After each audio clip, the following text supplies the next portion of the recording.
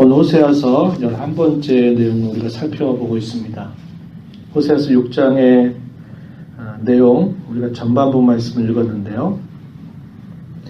우리가 지난번 살펴봤던 호세아서 5장의 전반부 내용에서는 이스라엘 백성들의 형식적인 종교 생활, 그리고 우상 숭배에 젖어 있었던 그들의 죄에 대해서 하나님이 그들을 책망하시는 말씀을 주셨다면 5장의 후반부 8절부터 15절 우리가 지난 시간에 살폈었던 그 내용은 이스라엘 백성들이 대외 정책에 있어서 하나님을 의지함보다도 당시 아수르라고 하는 나라는 강대한 나라를 의지하면서 하나님의 도움을 거절하고 외세의 그런 힘을 의존함으로 말미암아 그것이 하나님 앞에 큰 책망거리가 돼서 그들을 향한 하나님의 심판의 메시지가 선언되었던 내용들을 우리가 살폈었습니다. 오늘 우리가 읽은 이 본문 속에서는 그러한 하나님의 심판과 징계 가운데서 어떠한 태도를 가져야 될까 하는 것에 관한 그런 가르침을 우리에게 주고 있습니다. 한편으로는 이스라엘 백성들이 그런 환난과 고난 중에 그들이 하나님 앞에 나아오지만 그들의 그 나아옴이 오래도록 지속되지 못하는 병덕스러운 그들의 태도에 대해서 한편으로는 책망하시고 또 한편으로는 하나님께서 진정으로 기대하시는 게 무엇일까 하는 것을 오늘 우리가 읽은 본문 속에서 가르쳐 주고 계십니다. 우리가 지난번 읽었던 말씀 중에서 이 호세아서 5장 12절 가서 보면은 이런 말씀을 우리가 읽었었습니다. 12절 말씀. 내가 에브라임에게는 좀 같으며 유다 족속에게는 썩이는 것 같도다. 왜 그런가? 그들이 당시 유다뿐만 아니라 이스라엘이 하나님의 말씀을 멀리하고 말씀의 경계를 자신들 마음대로 뒤바꿔버리는 그런 일들을 하였기 때문에 하나님께서 좀 같고 썩이는 것처럼 그들에게 징계하실 것을 말씀하셨었고 14절 내용에서 또 이렇게 이야기합니다. 아수르를 의지하면서 아수르의 도움을 청했던 이 유다 나라 그리고 이스라엘 나라를 향해서 하나님께서 이렇게 말씀하셨어요. 에브라임 이스라엘에게는 내가 사자 같고 유다 족속에게는 젊은 사자 같다. 내가 움켜 갈지라 내가 탈취하여 갈지라도 건져낼 자가 없을 것이다. 이렇게 하나님이 말씀하시면서 그들을 향한 하나님의 역사 심판, 혹독한 그들의 죄에 대한 하나님의 징계가 이렇게 선언되었던 말씀을 우리가 확인했고요. 그런 가운데서 그들을 향한 하나님의 기대하심이 무엇인가? 15절 말씀, 5장 15절에 그들이 그 죄를 뉘우치고 내 얼굴을 구하기까지 내가 내 곳으로 돌아가리라. 그들이 고난받을 때 나를 간절히 구하리라. 이렇게 표현했습니다. 하나님께서 그 백성들을 고난과 시련 가운데 그들을 두심으로써 하나님이 기대하시는 게 뭐냐? 하나님을 간절히 구하는 것에 있다. 이런 말씀을 우리가 읽었었습니다. 바로 그러한 고난과 징계 가운데서 그들이 마땅히 취해야 될 태도가 무엇일까? 그것이 오늘 우리가 읽은 6장 앞부분에서 표현되고 있습니다. 1절부터 3절 내용에 보면은 뭐라고 말하냐면 오라 우리가 여호와께로 돌아가자. 여호와께서 우리를 찢으셨으나 도로 낫게 하실 것이고 우리를 치셨지만 싸매어 주실 것이다. 이렇게 말하면서 하나님께로 돌아가자. 이렇게 표현했습니다. 그리고 3절 가서 보면 또 뭐라고 말하냐면 우리가 여호와를 알자 힘써 여호와를 알자 이렇게 말합니다. 하나님께로 돌아가자. 또 여호와를 알자. 여호와를 힘써 알자. 이런 표현을 가지고서 그들이 하나님의 주시는 그런 징계 아래서 그들이 가질 태도에 대하여 이렇게 가르쳐 주고 있습니다. 그들이 고난을 받는 이유는 분명했습니다. 하나님께서 그들을 징계 가운데 내모신 것인데 그 이유는 우리가 5장에서 살폈던 것처럼 그들의 형식적인 종교 생활, 또 우상 숭배에 물들어져 있는 그들의 거짓된 신앙에 관하여서 하나님이 벌하시는 것이고, 또 하나님보다도 눈에 보이는 그런 세력들, 외세를 의존했던 그들의 불신앙, 하나님을 향한 신실하지 못함, 그것이 원인이 돼서 그들을 향해서 하나님이 징계하셨음을 우리가 알고 있습니다.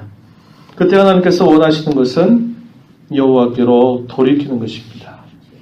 그분이 무엇을 원하시는가를 아는 것입니다. 그래서 하나님이 기대하시는 것은 하나님께로 돌아가는 것이고, 그분이 무엇을 원하시는지를 아는 것에 있다, 이렇게 가르쳐 주고 있는 것입니다.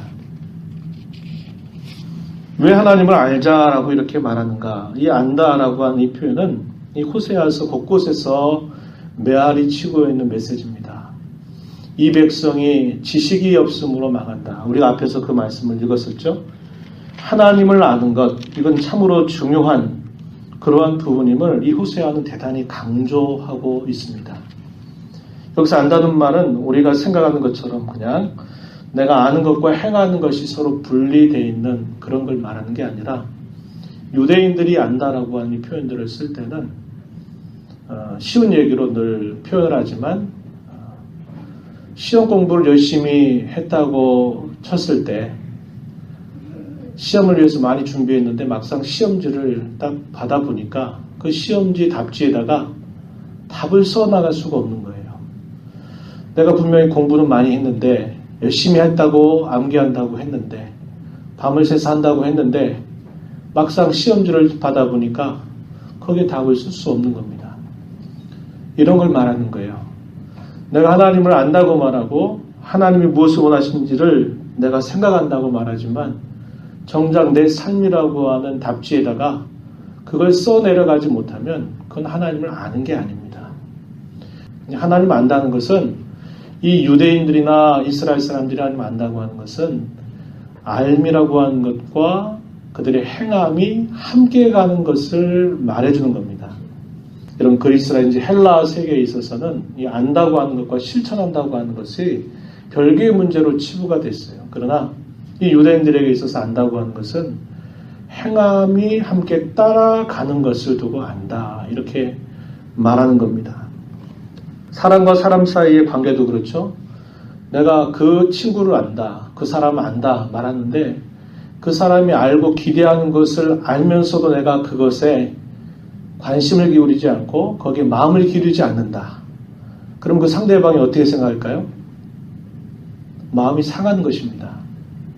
내가 뭘 원하는지를 알고 내가 이렇게 해주기를 기대하는 것을 정말 잘 알고 있다고 말하면서 정작 그 알고 있으면서 그것을 그대로 해주지 않을 때 상대방은 그것으로 그냥 깊이 마음이 상하고 상처를 받게 되는 것이죠. 여호와를 안다라고 하는 표현은 바로 그러한 의미다 하는 것입니다.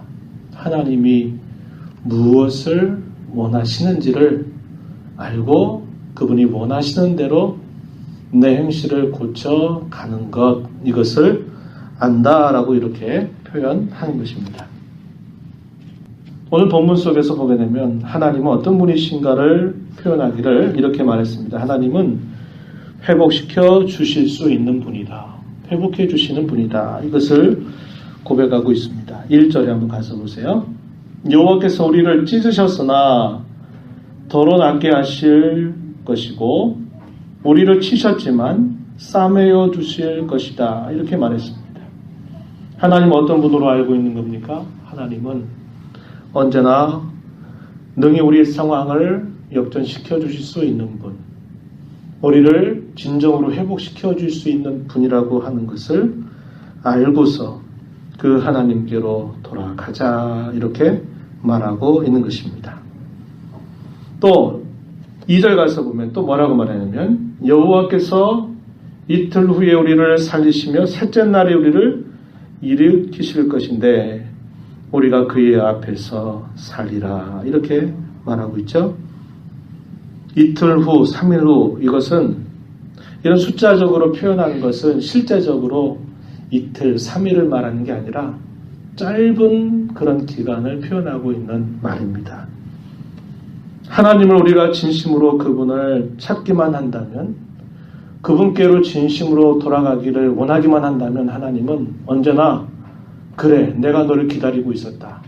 그래, 그 순간 하나님은 우리의 상황을 고쳐주시고 회복시켜 주시는 그런 하나님이심을 이렇게 표현하고 있는 것입니다. 이틀 후에 우리를 살리시며 셋째 날에 우리를 일으켜 주신다. 이렇게 표현했습니다. 이 표현이 이제 신약 성경에 가게 되면 이 표현이 어떻게 실제로 이게 문자적으로 이루어지냐면, 예수님께서 죄와 진토와 파멸로 죽음의 그늘 아래, 사망의 그늘 아래 있었던 자기 백성들을 건져내시기 위해서 십자가에 죽으셨다가 사흘 만에 다시 부활하셔서 그 백성들을 죄값으로부터 건져내시는 그런 일을 우리 주님께서 행하여 주신 겁니다. 오늘 우리가 읽은 이 본문 속에서는 하나의 비유적으로 이렇게 표현된 거죠. 실제적인 3일을 말하는 게 아니라 아주 짧은 시간을 이렇게 표현한 것인데, 예수님께서 우리를 죄와 진토와 파멸로부터 우리를 건져주시는 그 일에 있어서는 이것이 문자적으로 그대로 이루어졌다라고 하는 것입니다. 그래서 구약 성경에 우리가 그 예를 찾아본다면 이 구절을 찾아볼 수 있는 거예요. 예수님께서 사흘 만에 다시 죽은 자 가운데서 부활하셨다라고 하는 구체적인 구약 성경의 구절이 바로 이 구절임을 우리는 알 수 있는 것입니다. 예수님의 부활이야말로 그야말로 모든 백성들의 그런 죄, 파멸, 형벌로부터 건져주신 유일무이한 사건이 된 것이죠. 바로 그러한 말씀, 우리는 이 말씀을 통해서 떠올릴 수 있는 것입니다. 이토록 하나님은 우리를 어떤 상황 속에서도, 어떤 형편 속에서도 우리를 회복시켜 주실 수 있는 능력이 있는 분이시고, 우리를 그렇게 돌아오기를 언제나 기다리고 계시는 분이심을 우리 이걸 통해서 배울 수 있는 것입니다.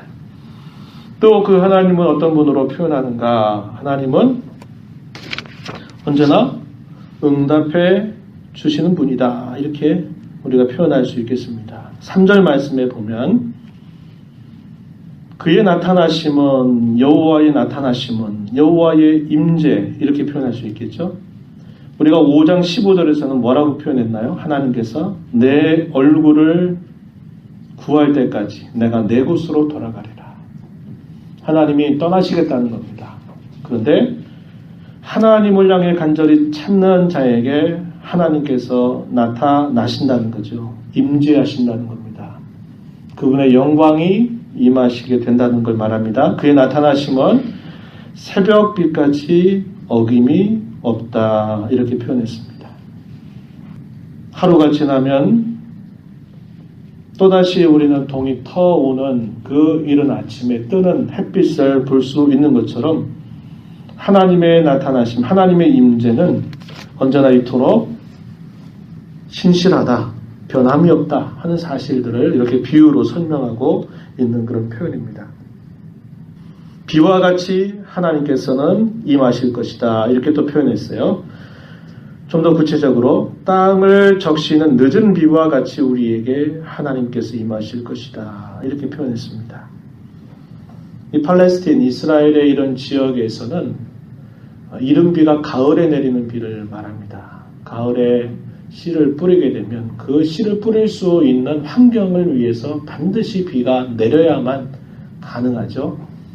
봄이 되면 수확을 합니다. 수확을 할 때 3월로부터 한 5월 정도에 꼭 비가 내려야 되는데 이 봄비라고 그래요. 이걸 늦은 비라고도 합니다. 이 비가 내려야만 그 심겨진 그 씨앗이 땅 속에서 그 양분을 받아서 튼튼하게 자라서 마침내 결실을 할 수 있고 또 열매를 맺을 수 있는 그런 비가 되는 것입니다.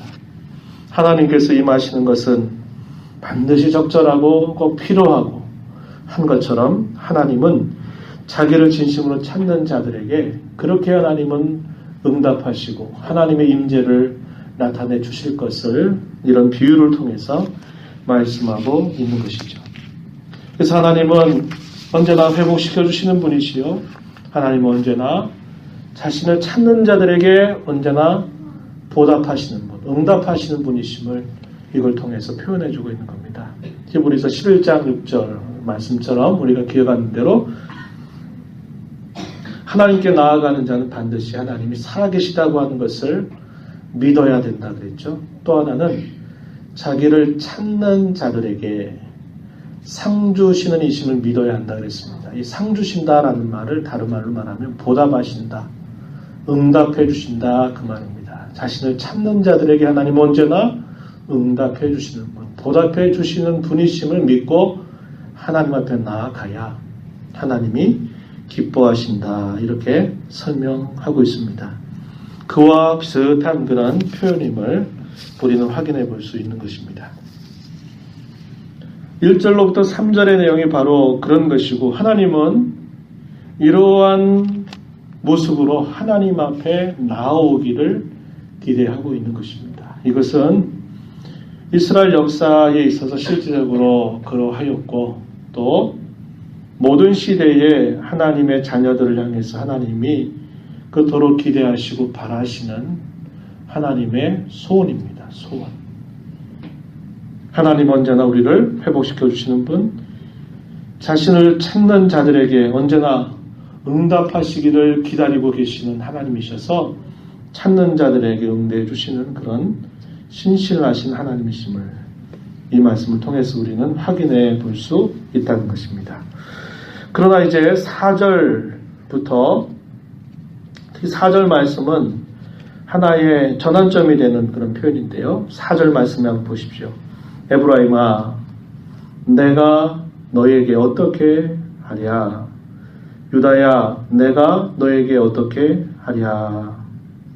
도대체 어찌하면 좋겠느냐? 어찌하면 좋겠느냐? 이렇게 하나님이 반문하고 계시는 겁니다. 왜 이렇게 하나님이 하시는가? 그 이유가 4절 뒷부분입니다. 너희의 인애가 아침 구름 쉬 없어지는 이슬 같다, 이렇게 진단하고 계신 것입니다. 도대체 내가 어떻게 하면 좋겠는가? 내가 너에게 어떻게 하면 좋겠는가? 하나님이 이렇게 반문하시는 이유는 그들이 갖고 있는 인애가 아침 구름처럼 이슬처럼 쉬 없어지고 사라지는 것과 같은 그런 신실하지 못한 그들의 태도를 가지고 있기 때문에 이렇게 표현하고 있습니다. 인애라고 하는 말은 구약 성경에 있어서 대단히 많이 반복되는 그런 표현이죠. 인애 혹은 인자 혹은 어떤 경우는 사랑, 이런 표현들로 동일하게 번역이 되는 그런 표현인데요. 헤세드라는 말을 그렇게 표현한 것입니다. 인애라고 하는 게 무슨 뜻이라고 그랬나요? 하나님을 향한 사랑을 말합니다. 물론 그 사랑은 하나님께서 자기 백성들을 향해서 한결같이 그들의 상황이나 조건이나 여건에 따라서 변하는 사랑이 아니라 하나님이 하신 그 약속의 근거에서 언제나 변함없는 사랑을 말할 때 그걸 두고 인애 혹은 인자라고 말합니다. 그러한 하나님의 언약적인 사랑인 인자를 통해서 그들이 하나님의 백성으로 늘 살아갈 수 있는 것입니다. 그런 하나님의 인애를 받은 하나님의 백성들이 역시 하나님 앞에 나타내야 될 태도, 그것이 바로 역시 인애라고 하는 겁니다. 그건 물론 우리에게 시작된 것이 아니고 하나님에게서 일방적으로 시작되어 우리에게 부어지고 있는 사랑이고, 그 부어지는 사랑을 받는 우리가 그 사랑을 깨닫고 하나님 방향을 가해서 갖는 사랑을 표현할 때 이걸 또 역시 인애라고 표현하는 것이죠. 여기서 말하는 인애는 어떤 표현일까요? 우리가 하나님을 향해서 갖는 우리의 사랑을 표현하고 있는 것이 여기 인애입니다. 너희의 인애가 아침 구름 같고 이슬 같다. 이 말은 금방 오락가락 한다 이 말입니다. 하나님을 향해서 사랑하는 것 같은데 다시 보면 전혀 또 다른 태도를 갖고 있는 것을 말하죠. 이런 걸 말하는 겁니다. 시시각각으로 상황에 따라서 끊임없이 뒤바뀌는 그런 사랑. 이걸 두고 이슬 같고 구름 같은 사랑이다. 이렇게 표현하고 있는 겁니다. 하나님 왜 그렇게 그들을 향해서 말씀하실 수 있을까요?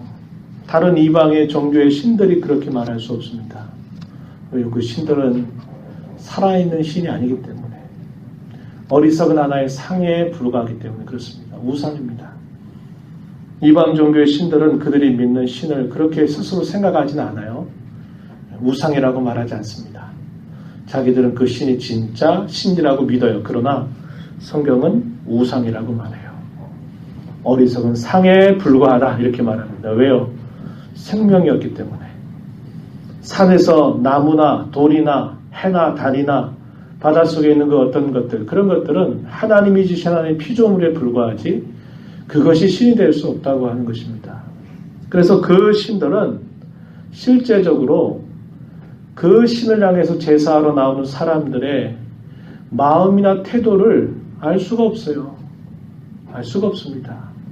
그들이 도대체 어떤 마음 가지고 나오는지 알 수도 없고 중요한 것도 아니에요. 또한 그 신을 향해서 나아가는 제사자들도 자기들의 마음이 중요한 게 아닙니다. 그 신에게 자신들이 정성스럽게 뭔가를 바치고 귀함을 바쳐서 그 신의 마음을 움직이기만 한다면 언제나 그 신은 응답해 줘야만 되는 그런 신입니다. 자신들이 만들어낸 신, 자신들이 요청할 때 언제든지 응답해 줘야만 되는 그런 신, 그런 신으로 여겼고 유다 백성들이나 이스라엘 백성들도 이방 종교의 영향을 받게 되면서 하나님은 그런 식으로 하나님을 홀대하는 죄를 쉽게 범했습니다. 하나님 뭐라고 말씀하세요? 내가 너에게 도대체 어떻게 하면 좋겠냐? 내가 너에게 도대체 어떻게 해야 되겠느냐? 이렇게 반문하시는 것은 뭘 보시는 겁니까? 그들의 마음의 중심을 꿰뚫어 보고 계시기 때문에 하나님 이렇게 말씀하고 계시는 것이죠. 이런 위선자들입니다. 종교적인 위선자들에 대하여 하나님이 아주 혹독하게 책망하시는 그런 말씀이라고 볼 수 있어요. 종교적인 위선이라고 하는 게 정말 빠지기 쉬운 그런 범죄 행위임을 우리는 꼭 기억해야 합니다. 앞에서 고백했던 이런 고백의 내용들, 여호와께로 돌아가자, 여호와를 알되 우리가 힘써 여호와를 알자라고 하는 이 태도 속에서 두 가지의 부류로 갈라지게 될 거예요. 하나는 뭐냐? 진심으로 이렇게 하나님 앞에 고백하면서 돌아가는 자들이 있고요. 또 하나는 뭐냐? 건성건성 이렇게 듣기 좋은 말을 해주고는 자기는 한 발자국도 움직이지 않는 그런 태도를 갖는 자들로 구별이 되는 겁니다. 지난 시간에 살폈지만 하나님이 정말 원하시는 이런 고백과 이 고백에 합당한 마음을 가지고 가는 사람은 항상 소수였다는 겁니다. 소수였어요. 많은 사람들은 이렇게 고백을 하지만 다수가 어디로 가느냐? 구름 같은, 아침 구름 같은, 이슬 같은 그런 고백을 통해서 듣기 좋은 말은 해주고 자신들의 삶은 하나도 고치지 않고 그대로 살아가는 삶을 따랐다는 겁니다.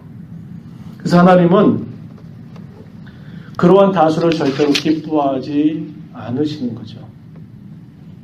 하나님을 향한 진실한 고백, 그 고백이 그의 마음의 깊은 중심으로부터 그 고백이 나오고 그 마음의 진실함과 정직함으로 그 표현들이 나타나지 않는 어떠한 립 서비스도 하나님은 절대로 받지 않으신다고 하는 것입니다. 우리의 신앙생활에서 늘 그럴 수 있어요.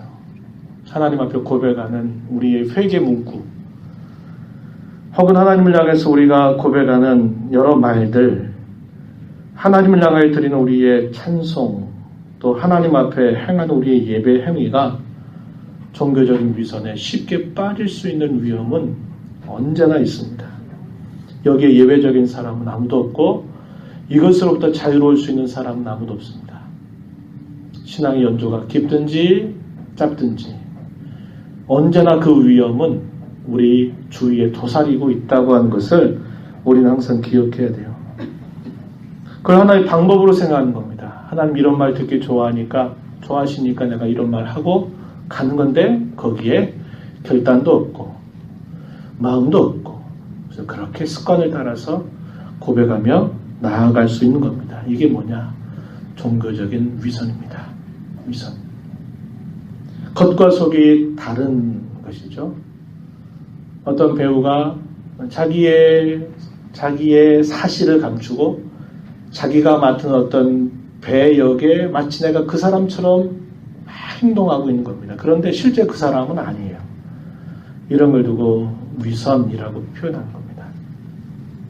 그래서 우리가 하나님을 섬기는 우리의 종교, 하나님을 섬기는 여호와 종교의 참된 그 자리가 어디에 있느냐? 그것은 우리 말에 있는 것도 아니고 우리의 행동에 있는 것도 아니고 가장 있는 것이 어디냐면 마음에 있다는 겁니다. 하나님을 섬기는 종교는 마음으로부터 시작되는 거예요. 우리의 인격의 중심이 마음으로부터 이것이 멀어진다면 다 소용없는 일이 되고 만다 하는 것을 우리는 기억해야 된다는 겁니다. 지난주에도 그런 말씀을 드렸어요. 그런 식으로 하나님 앞에 돌아가는 길은 쉽다고 했나요? 어렵다고 했나요? 어려워요. 불가능하다 이 말입니다. 무수한 말로 하나님 앞에 아무리 말하고 아무리 고백이고 아무리 재물을 많이 가지고 가고 해도 그런 식으로 하나님 앞에 돌아가는 건 불가능해요. 그렇게 돌아가는 건 절대로 쉬운 길이 아니다 하는 겁니다. 그러나 또 쉬운 길이 있다 그랬죠? 어떻게 하면 쉽습니까? 우리의 마음의 중심을 쏟아내는 겁니다. 우리의 마음을 하나님께로 기울이면 하나님께 돌아가는 길은 쉬울 수 있어요. 그러나 거기서부터 벗어나는 그 어떤 것도 그것으로 하나님 앞에 돌아갈 수 없는 길, 그게 하나님께 돌아가는 길이다 하는 것을 우리는 잊지 말아야 한다는 겁니다. 고백은 하지만 마음에 두지 않고 금방 그 사실을 쉽게 잊어버리는 태도들은 이런 종교적인 위선 행위에 해당되는 겁니다. 저와 여러분이 하나님 앞에 기도하는 그 기도 속에 우리가 얼마나 많은 이런 잘못을 범하고 있는지를 우리는 기억해야 돼요. 하나님 앞에 우리가 많은 말로 고백하고 또 다짐하고 말씀을 드리지만 거기에 우리의 진정함이 없다면 누차 얘기하지만 난 그렇게 원하고 그렇게 한다고 말하지만 기도하고 나서 내가 그걸 향해서 한 걸음도 떼려고 하는 태도와 결단이 없다면 그 기도는 거짓된 기도입니다. 거짓된 기도예요. 형제 사랑하게 해달라고 말해놓고 기도 끝난 다음에 그냥 사랑하게 해달라고 해놓고 기도 끝난 다음에 전혀 그 형제를 향한 사랑의 태도를 고쳐먹지 않고 뭔가를 행하지 않고 기도만 한다. 하나님 우습게 여기는 태도가 되는 것입니다. 그러니 이것이 절대로 우리가 이런 부분들이 자유롭다고 말할 수 없어요. 저 자신도 마찬가지고 우리가 이 땅에서 이런 육신의 장막을 갖고 입고 살아가는 모든 사람들은 여기 절대로 자유롭지 못해요. 그래서 우리의 신앙은 항상 무엇으로부터 점검해야 되느냐? 마음을 먼저 점검하는 것으로부터 우리 신앙이 시작돼야 됩니다. 그러지 않고는 안 돼요. 얄팍하게 생각하는 겁니다. 그래서 제가 그런 표현도 썼었어요. 얄팍한 낙관론 이란 말을 썼어요. 얄팍하다는 게 뭘까요? 그냥 하나님 앞에 이렇게 고백하면 돼. 하나님 앞에 이렇게 말씀드리고 회개하면 돼. 그럼 모든 게 다 바뀌어. 그렇게 쉽게 생각하는 겁니다. 이런 식의 태도에 대해서 하나님은 아주 심하게 책망하고 계시다 하는 것을 우리는 볼 수 있어요. 이들을 향해서 하나님 뭐라고 말씀합니까? 5절 가서 보면 이렇게 말했어요. 그러므로 내가 선지자들로 그들을 치고 내 입의 말로 그들을 죽였노니 내 심판은 비처럼 나오느니라. 그러한 자들을 향하여 하나님은 심판하신다 하는 것을 이렇게 말씀하고 계시는 것입니다. 또한 이렇게 심판하시는 그런 이유 혹은 하나님께서 이걸 통해서 진심으로 원하시는 것이 무엇인가 말씀하시기를 6절에 가서 보십시오. 6절 전체는 하나의 이유를 말해주는 겁니다. 이유를 말하는 구절이에요. 어떤 거에 대한 이유냐? 왜 하나님이 그들을 선지자들로 그들을 치고 하나님의 입의 말씀으로 그들을 죽였다고 이렇게 말씀하시는 그 이유가 무엇인가를 설명하는 내용이 6절 전체가 그 내용을 소개하고 있어요. 뭐라고 표현합니까? 나는 무엇을 원한다? 인애를 원한다 그랬습니다. 제사를 원하지 않는다. 번제보다 하나님 아는 것을 원한다. 이렇게 표현했습니다. 이것을 두고 이렇게 나눌 수 있을 거예요. 나는 인애를 원하고 제사를 원하지 않는다라고 하는 하나의 문장과 나는 번제보다도 하나님 아는 것을 원한다라고 하는 문장입니다. 이 두 개의 문장이 서로 다른 뜻이 아니라 같은 뜻이에요. 같은 뜻인데 표현만 바꾸어서 이렇게 말하는 거예요. 그럼 여기서 말하는 인애라고 하는 게 결국 뭘까요? 하나님을 아는 것으로 표현되고 있는 것이죠. 하나님 아는 것 아까 이야기했죠. 시험 공부 밤새도록 했는데 시험지 받는 순간 아무것도 써내려 가지 못하면 그게 점수가 되지 못해요. 하나님 아는 것은 곧 내 삶의 답지에다가 답을 써 내려가는 걸 두고 하나님을 안다 이렇게 말하는 겁니다. 그게 뭐예요? 그게 하나님을 향한 사랑으로 표현되는 거죠. 인애라고 말하는 겁니다.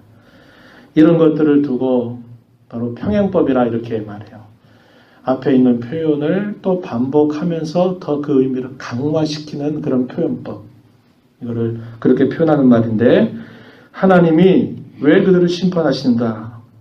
하나님은 제사를 원하는 게 아니라 제사보다도 인애를 원하시기 때문이고 하나님은 번제보다도 하나님 자신을 아는 것을 원하시기 때문이다. 이렇게 그 이유를 설명하고 있습니다.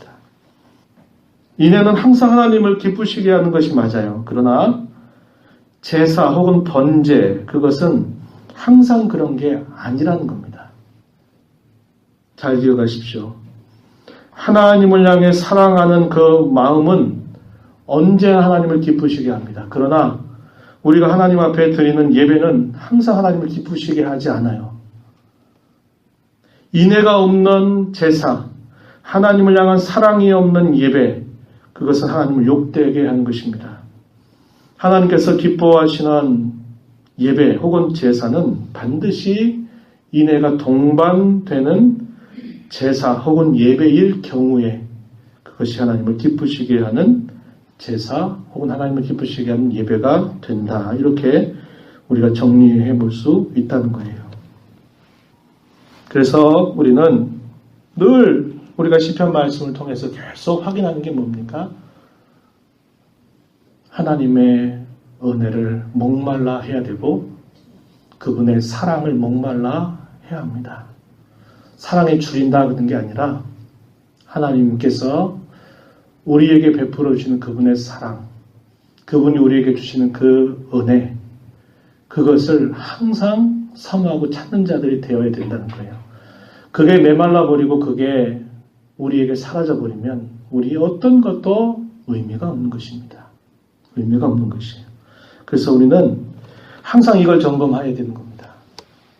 하나님 앞에 나올 때 내가 어떠한 마음을 가지고 나오고 있는지, 그리고 내 신앙과 내 삶 속에 하나님의 은혜가 어느 정도나 내 심령 속에 있는가를 날 점검해야 돼요. 이게 안 되면 다른 모든 것들이 다 그저 일이 되는 것이고 어떤 일들의 결과를 만들어낼 수는 있을지 모르지만 그것이 우리에게 진정한 열매가 되지 못해요. 열심히 일해놓고 싸워요. 뭔가를 만들어 놓고 서로 다투고 마음이 상하고 시험 들었다 그래요. 왜 그럴까요? 일의 결과는 만들어냈어요. 근데 열매가 없는 거예요. 오히려 열매가 훼손돼 버리는 거죠. 그래서 우리가 하나님을 섬기는 모든 우리의 그 행위나 우리가 하나님 앞에 하는 모든 예배나 여기에 있어서 우리가 늘 하나님 앞에 구해야 될 것은 그분의 사랑에 대한 목마름이고 그분의 은혜가 늘 우리에게 충만하기를 기대해야 됩니다. 그 은혜가 메마르지 않아야 우리가 하나님의 일을 하면서 열매까지도 우리가 맺을 수 있지, 그것이 사라져버리면 차라리 안 하니만 못하는 그런 결과를 만들어낼 수 있게 된다고 한 것입니다. 말씀을 했습니다. 지난주에도 그런 이야기를 드렸지만은 항상 다수가 가는 길은 쉽고도 빠른 길입니다. 얄팍한 길이에요. 그리고 쉽게 낚아납니다. 잘 된다고 이야기해요. 마음의 중심이 없어도 갈 수 있는 길, 다수가 누구든지 갈 수 있는 길입니다. 그렇지만 신실한 소수가 가는 길은 마음의 중심 없이는 결코 한 발짝도 갈 수 없는 길이 바로 이 길입니다. 우리의 신앙의 내용들을 돌아보면서 다른 사람 눈치 볼 것 없고, 다른 사람 재어볼 필요 없고, 하나님 앞에서 내 자신의 내 마음이 어떠한가를 말씀 앞에 돌아보아야 됩니다. 호세아서는 우리의 마음의 깊은 곳을 들여다보게 해주는 거울과 같아요. 시편도 그러다 그랬죠. 우리 영혼의 거울과 같은 게 시편이다 그랬는데, 이 호세아서의 내용도 보면 우리의 마음의 깊은 곳을 이렇게 낱낱이 들여다볼 수 있도록 비춰주고 있어요. 그래서 우리의 신앙 걸으면서 항상 우리는 내 마음이 지금 어떤 상태인가, 이것을 살펴보는 자세를 가져야 된다는 것이고요. 또 한 가지는 위선을 조심해야 된다고 하는 겁니다. 아까도 강조를 했지만은 내가 무엇인가를 하는 것보다 더 중요한 것은 내가 과연 하나님 앞에 어떤 사람으로 서 있느냐 하는 것입니다. 그래서 이런 말을 해요. doing. 무엇인가를 내가 하는 겁니다. doing보다 더 중요한 게 being이라고, being. 존재, 내가 어떤 사람으로 서 있는가 하는 게 더 중요하다는 거죠. 일보다 자세가 먼저고 자세보다도 우리 마음의 먼저임을 우리는 항상 기억해야 합니다. 상대방의 뜻과 마음을 살피지 않고 그저 일방적으로 내 할 말만 하고 내 할 일만 하는 것을 두고 그 사람의 관계가 좋다 이렇게 말할 수 없어요. 인격적 신앙생활이라고 하는 것은 하나님의 마음을 헤아리는 겁니다. 그분의 뜻을 헤아리는 거예요. 기도할 때도 마찬가지입니다. 하나님께서 뭘 원하시는지를 헤아리면서 잘 생각해서 기도해야지, 그저 내가 기도한다고 내가 하고 싶은 말만 그냥 많이 해놓고 기도 끝냈다, 이걸 두고도 제대로 된 기도라고 말하지 않아요.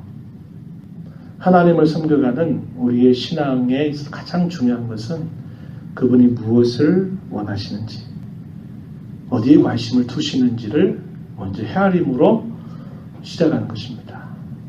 그게 인격적 신앙생활의 첫걸음이고 그게 중요한 그런 내용들이 된다고 하는 것입니다. 쌍방관계라는 거죠. 하나님이 저와 여러분 얼마나 많이 살피셔요? 다 아시잖아요. 내가 나를 알지 못하는 것조차도 하나님은 다 알고 계시는데 우리는 하나님의 뜻과 마음에 대해서 별로 관심을 갖지 않고 내가 하고 싶은 거 하나님 앞에 원하고 내가 할 수 있는 것만 이렇게 하고 난 뭔가 했다 이런 생각에 머물러 있다면 그런 신앙은 인격적 신앙이라고 말하지 않는 것입니다. 우리가 무엇인가를 할 때마다 늘 그걸 먼저 생각하시기 바랍니다. 기도할 때도 기도할 내용들이 많지 않아도 괜찮아요. 하나님 앞에 그분이 무엇을 원하실까를 헤아리면서 우리의 마음을 기울여서 그분 앞에 아뢰는 자세를 갖고 그렇게 한 대로 한 다음에 뭘 해야 될까요? 100번 1000번 하나님 앞에 그렇게 해달라고 말해놓고 나는 기도 끝나고 한 발자국도 앞을 향해서 나아가려고 하지 않고 그저 기도만 한다. 그건 잘못된 기도라고 했어요. 내가 이렇게 살면 안 된다는 거 알면서 내가 고치려고 한 걸음도 노력도 안 하고 내가 하나님을 사랑하고 싶다고 말하면서 하나님을 사랑하는 어떤 일도 내가 그에 가지 않고 바꾸려고 하지 않는다면 그 기도는 거짓된 기도, 가증스러운 기도가 되는 거예요. 그래서 우리의 기도나 우리의 예배는 그 드리는 그 시간 자체만이 아니라 그 자체에도 충실해야 되지만 그렇게 하고 난 다음에 우리의 마음가짐과 태도가 그게 진짜 예배인지 그게 진짜 기도였는지 아니면 입술로만 하나님 앞에 내가 이렇게 말씀드렸고 그거 끝나고 나면 다 여전히 자기 방식대로 돌아가는가 하는 걸 보여준다면 그건 아무리 아름다운 말로 아무리 멋진 말로 하나님 앞에 고백을 하고 간구하고 예배했다 하더라도 그거는 거짓된 것이라는 겁니다. 그래서 우리의 신앙을 잘 점검하여서 우리 남은 생애를 믿음으로 하나님과 인격적 관계를 잘 맺고 회복하는 걸음으로 걸어가게 되기를 진심으로 바랍니다. 함께 기도하겠습니다. 하나님 아버지 감사합니다. 이 저녁 시간 또 저희들을 사랑하셔서 하나님 마련하신 귀한 자리로 인도해 주신 것 감사합니다. 하나님이 저희들에게 내주신 이 걸음을 걸어 나올 때 무엇보다도 저희들의 마음의 중심이 하나님 앞에 늘 어떠한가를 잘 점검해서 그저 습관적으로 그저 형식적으로 치우쳐지는 저희들의 모습이 되지 않게 하시고 저희들의 마음을 깊이 들여다보고 우리의 마음의 중심에 무게를 재어보신 하나님 앞에 우리의 마음을 하나님 앞에 향하여 회복하고 드리는 저희들의 모습이 되게 하시고 저희들의 삶의 모습을 통하여서 하나님 아버지 그것을 표현하고 또 나아갈 수